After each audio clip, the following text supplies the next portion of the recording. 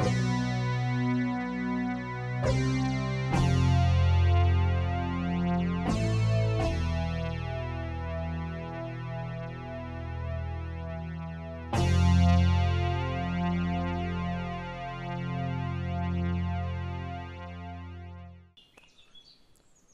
willkommen Freunde des Spitzensports zur diesjährigen Endrunde im Rami-Schnipsen. Ich darf Ihnen die Teilnehmer kurz vorstellen. Von links nach rechts der Bratnosen Toni, sein ärgster Rivale der Popelbäder und der vierfache Gewinner der Riesenrami Sepp. Der Startschuss ist bereits erklungen, die Finger gehen zur Nase und der Bratnosen Toni beginnt. Der zirkt sich gleich einen Riesenrami raus, ja wunderbar, wunderbar. Die alles entscheidende Frage, die natürlich heute gestellt wird, ist, können die beiden einen Riesenrami Sepp von seinem Thron stoßen?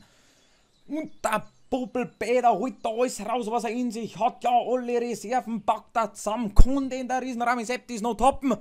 Ja, er kann, der Wahnsinn, der Wahnsinn, der Wahnsinn, er macht seinen Namen heute wieder, alle Ehre, der Riesenrami Sepp. Seine Konkurrenten, meine, schauen nur etwas betröppelt, aber der Popel ist ja noch nicht geschmissen. Konzentration jetzt bei den Teilnehmern, die sich jetzt auf das alles entscheidende Schnipsen vorbereiten. Der Bratnosen Toni wird wieder beginnen und... Oh, eine Meisterleistung, da legt er schon mal die Latte ziemlich hoch für den Popelbäder. Kann er da noch nachziehen? Wahnsinn, Wahnsinn! Der überholt ihn noch. Ja, brutal.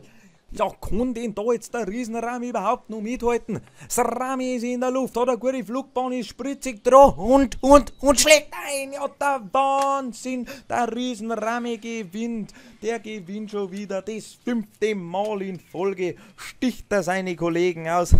Zeigt uns sozusagen, wo das Rami hängt. Mit diesem Ergebnis darf ich mich jetzt auch von Ihnen hier verabschieden. Ich hoffe, Sie schalten auch morgen wieder ein zur Gruppenphase der diesjährigen Schwarzfestspiele in Brodlingen. Bis dahin wünsche ich Ihnen einen schönen Tag und bedanke mich fürs Zuschauen. Macht's es gut. Servus.